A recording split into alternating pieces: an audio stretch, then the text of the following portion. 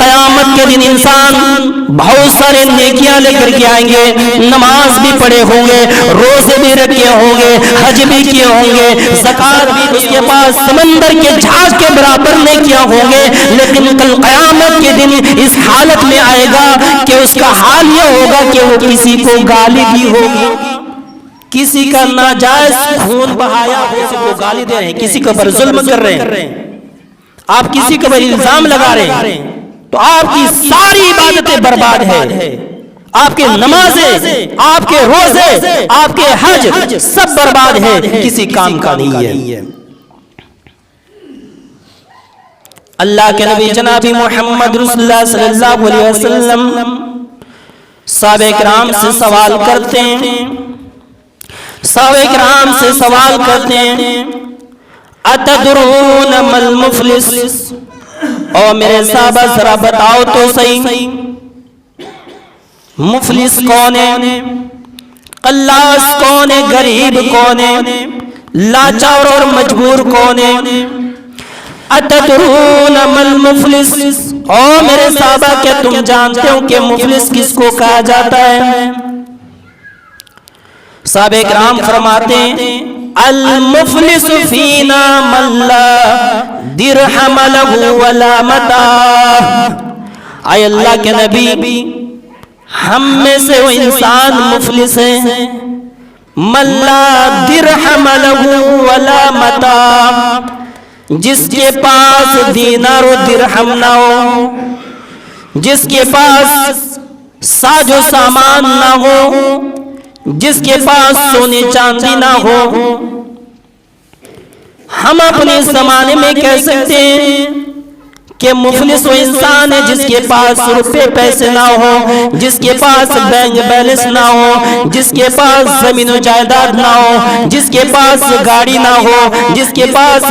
بنگلے نہ ہو، وہ انسان ہم میں سے مفلس ہے۔ اللہ کے نبی جناب محمد رسول اللہ صلی اللہ علیہ وسلم فرماتے ہیں او میرے صحابہ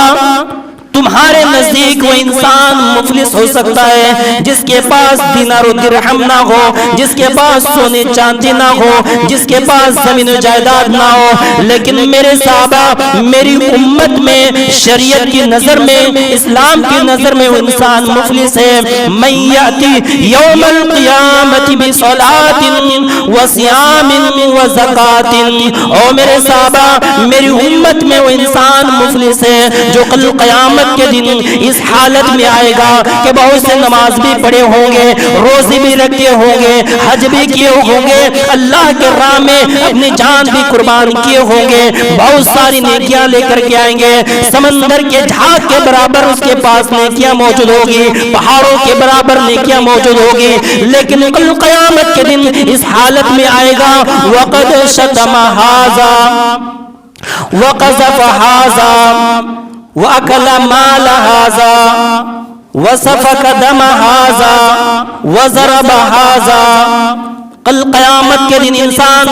بہت سارے نیکیاں لے کر کے آئیں گے، نماز بھی پڑھے ہوں گے، روزے بھی رکھے ہوں گے، حج بھی کیے ہوں گے، زکات بھی دیے ہوں گے، اس کے برابر اس کے پاس سمندر کے جھاگ کے برابر نیکیاں ہوں گے، لیکن کل قیامت کے دن اس حالت میں آئے گا کہ اس کا حال یہ ہوگا کہ وہ کسی کو گالی دی ہوگی،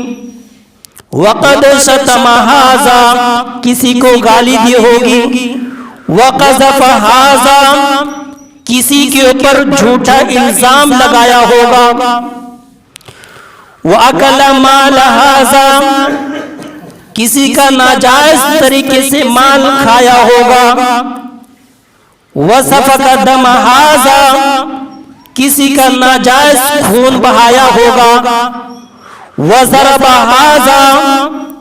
کسی کو تھپڑ مارا ہوگا،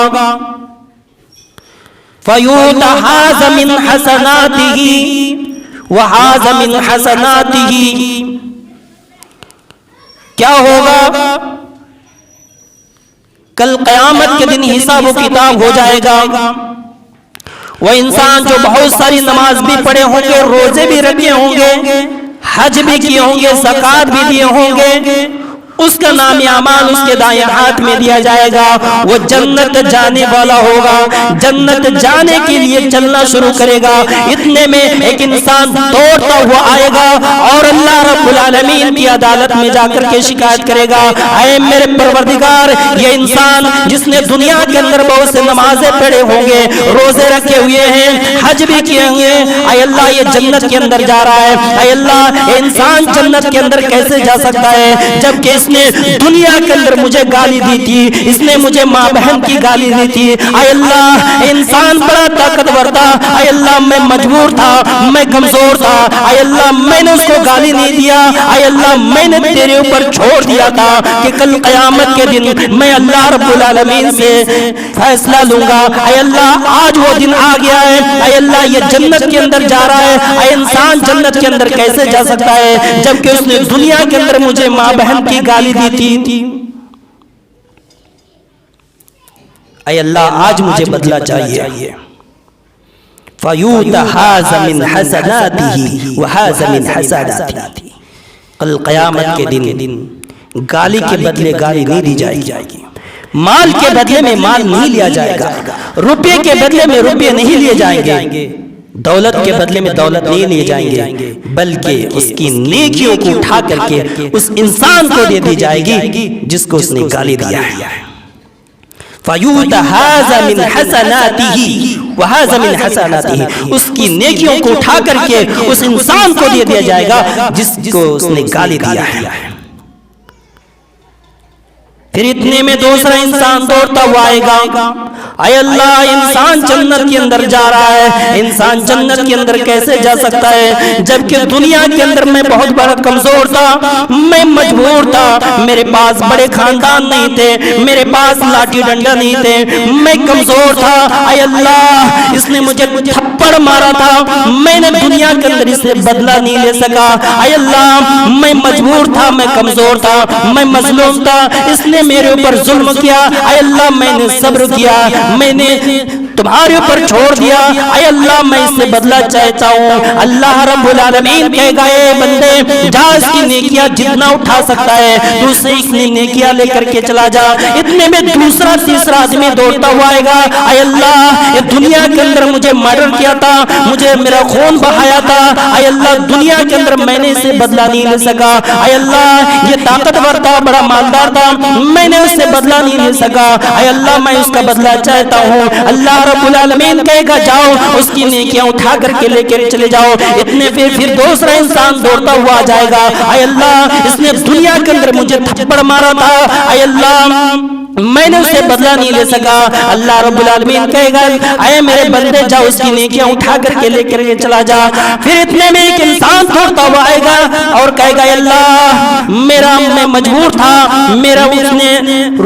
چاقو دکھا کر کے بندوق دکھا کر کے اس نے میرے مال کے اوپر ڈاکہ مارا، اس نے میرے مال کو لوٹ لیا، میرے مال کو ہتھیا لیا، ناجائز طریقے سے اس نے میری زمین پر قبضہ کر لیا، میرے روپے پیسے لے لیے، اے اللہ دنیا کے اندر میرے روپے کو بےمانی کر کے لے لیا، اے اللہ میں آج اس کا بدلہ چاہتا ہوں، میں تو دنیا کے اندر اس سے بدلہ نہیں لیا۔ اللہ رب العالمین کہے کہ جاؤ اس کی نیکیاں اٹھا کر کے لے کر کے چلے جاؤ۔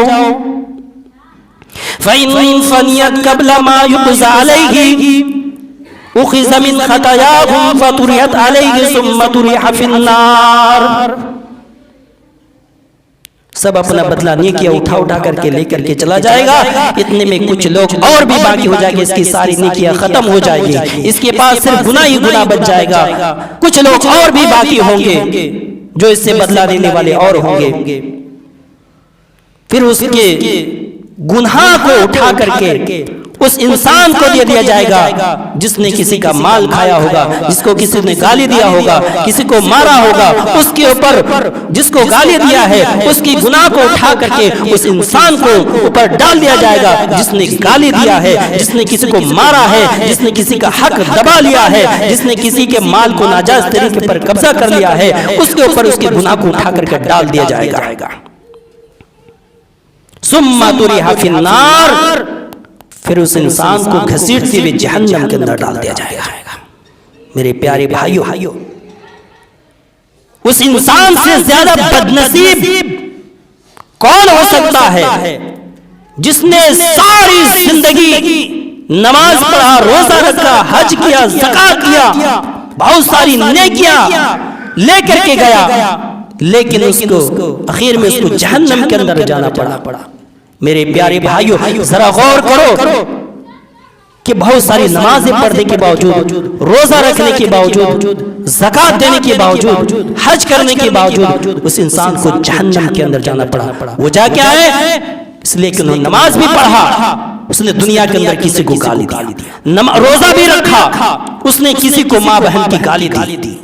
اس نے حج بھی کیا، لیکن دوسرے کے مال کو ناجائز طریقے سے قبضہ کر لیا۔ آج ہمارے معاشرے کے اندر بہت سارے لوگ ایسے آپ کو مل جائیں گے جو نماز بھی پڑھ رہے ہیں، دوسروں کو گالی بھی دے رہے ہیں، نماز بھی پڑھ رہے ہیں، دوسرے کا ناجائز طریقے سے مال کو قبضہ کر رہے ہیں، نماز بھی پڑھ رہے ہیں، سودی کاروبار بھی کرتے ہیں۔